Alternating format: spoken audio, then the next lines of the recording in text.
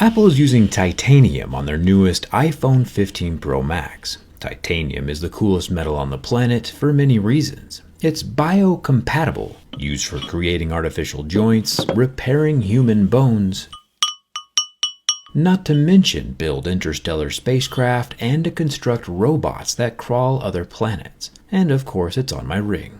My ring has titanium that I reclaimed from a wheelchair. Titanium comes in quite a few different flavors, grade 1 being the cheapest, softest, and easiest to machine, which is what I thought the iPhone was going to be.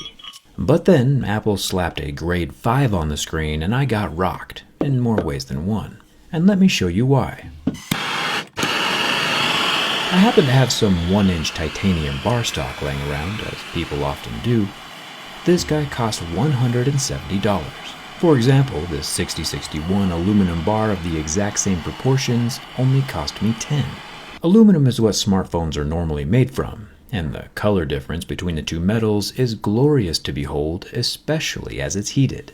The main reason my jerry-rig knife is only $15 is because I'm using an aluminum alloy and not a titanium alloy. And keep in mind, this solid rod is only grade 2 titanium. I'm too poor to buy a full rod of grade 5 titanium, since a single notepad-sized paper-thick sliver already costs $106 all by itself. If we do some simple math and scale this 0.5 mm thick piece of metal up to a hypothetical 8.5 mm block, thick enough to mill a phone out of, we would be looking at almost $2,000 worth of grade 5 titanium. And that's not even including the complexity of milling and shaping grade 5 and the dollars worth of iPhone hardware that goes inside. So the math just ain't mathin', and there's no way Apple suddenly decided to make negative profit on each iPhone sold. You might have noticed that titanium reacts in a very unique way as it gets torched, oxidizing in extremely predictable and consistent rainbows, going from yellow to purple to blue to light blue and back to gray again as it gets really hot. You might be thinking to yourself, hey Jerry, are you even gonna unbox the iPhone? And I say yes. Let's jump in and see what this iPhone is made from, and also how well it can handle the heat of everyday life. Hit that subscribe button if you haven't already, and let's get started.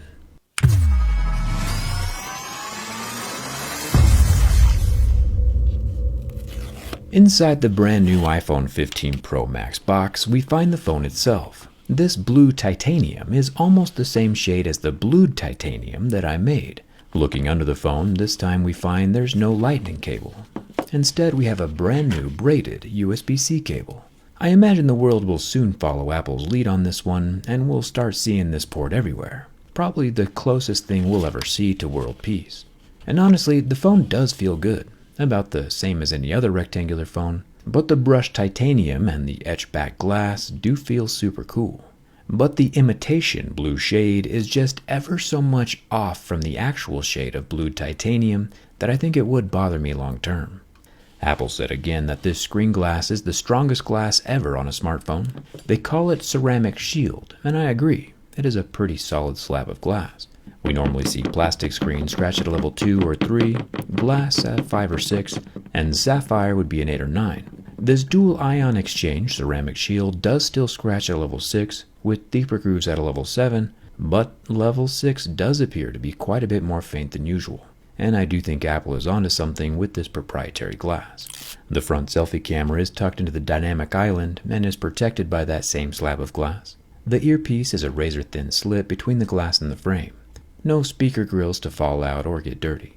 Making our way over to the titanium sides, Apple's using something called a PVD coating, a physical vapor deposition. It's a pretty wild method of applying an ultra-thin protective layer over the titanium. I don't know enough about PVD to talk about it in depth, but you know, it is scratchable. Exactly like the anodized aluminum. Everything except for this 5G antenna slot. For some reason this oval is just not scratching. I think they should make a whole phone out of whatever this stuff is. The power button is scratchable, however, and not removable, along with the top and entire left side. It took Apple 14 hours to apply this finish, and my jerry-rig knife 14 seconds to unapply the finish. The new action button is scratchable, and our USB-C port down near the bottom is an actual USB 3 with 10 gigabit transfer speeds. The The regular iPhone 15 is just USB 2, and if you don't know what that means, you'll be just fine with either. The matte back glass, which every phone should have, does not scratch.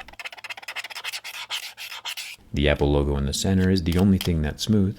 One thing that Apple did change up quite a bit this year is with the cameras. We still get that gradual gradient built into the tinted glass that rises up to the camera plateau, and some of these camera upgrades we won't be able to see until the teardown. But Apple says these 3 lenses that we can see are actually 7. Gotta LOL a bit at that absolute stretch. Here at the bottom we have a 48 megapixel main camera, which apparently has a nanoscale coating on the lens to reduce glare. The coating luckily does not scratch off or fracture. The coolest camera is definitely the middle one, a 12 megapixel 5x tetra prism telephoto lens that redirects and reflects light 4 times before hitting a 3D sensor shift OIS stabilizer. If there's one reason to take apart the iPhone 15 Pro Max, it's to see what in the world that looks like from the inside. Then up top we have a 12 megapixel ultrawide.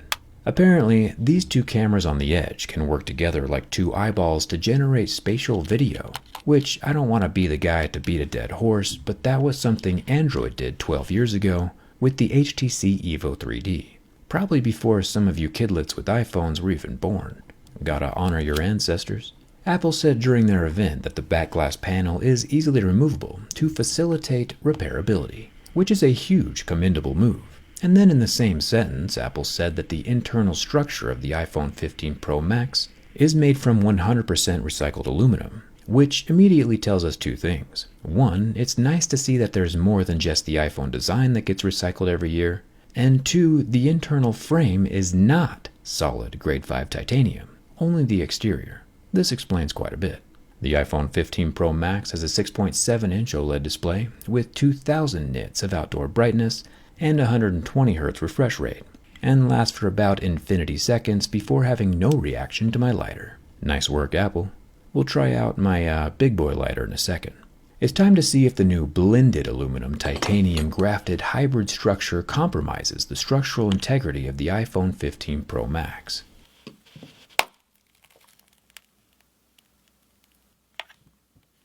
Yeah, I'm gonna be honest, I did not see that one coming.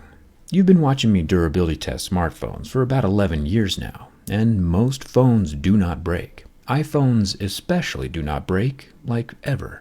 And that snap was abnormally quick. Kinda stunned. I'm not sure if it's because the grade 5 titanium frame has nearly 3 times more tensile strength than aluminum, or half the elasticity, but the glass did not like being pressed or flexed by my thumb. That's crazy. On the first bend, too. Internally, the phone itself is doing fine, of course. There's no cracking or shattering of the frame, but the back glass is definitely obliterated. Good thing Apple made the glass modular, so it only cost $200 to replace instead of $500, but still, if I was a person who just purchased a $1,200 titanium iPhone 15 Pro Max, I would be extremely nervous right now. Anyway, I did not plan on that happening, but you gotta admit, the crack looks pretty cool. The Apple iPhone 15 Pro Max does not survive my durability test, which means it's time for the big boy lighter. The PVD coating is already an imitation blue, which would make any actual bluing of the titanium frame very difficult to see. But if we sand it down and expose some bare titanium, we might be able to see if Apple's grade 5 reacts the same way as my grade 5. That's some pretty good looking brushed titanium. Still not sure why it takes Apple 14 hours. I'm using a MAP gas torch, which I think, along with burning my desk, is actually lighting some of the titanium dust on fire. You can see the sparks glow white as they sputter away from the phone.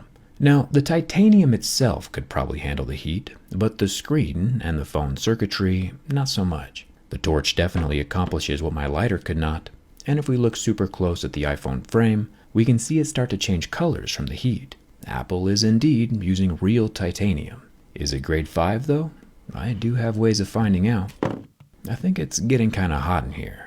Now, everyone knows the whole point of getting a new iPhone is so that everyone knows you have a new iPhone. Hiding it in a black plastic case would wholly and entirely defeat the purpose. And wow, side note, natural titanium is the move for sure. However, getting a transparent case to show off your phone is dangerous, since most clear cases are made of thermoplastic polyurethane, which when exposed to ultraviolet radiation undergoes the irreversible process of photooxidation.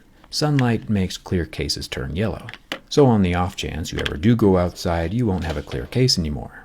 Enter my channel sponsor, Dbrand. Dbrand has inexplicably found a way to defeat the sun with their never yellowing, completely transparent ghost case. And they're offering free replacements if it ever does yellow, which is pretty brave of them. The best part is the ghost case is also completely compatible with my teardown skin. You can keep your own phone from getting absolutely wrecked like mine with the link down in the description.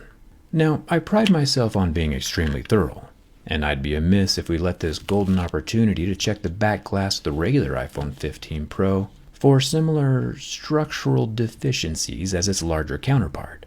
With some very strong bends from the back,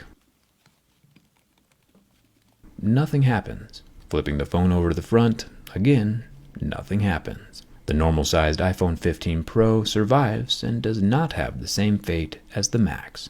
I'm curious to see how thin Apple's titanium layer actually is, and what grade it is. The iPhone 15 Pro Max teardown is going to be quite a bit more destructive than usual. Thank you for subscribing, and thank you for watching. I'll see you around.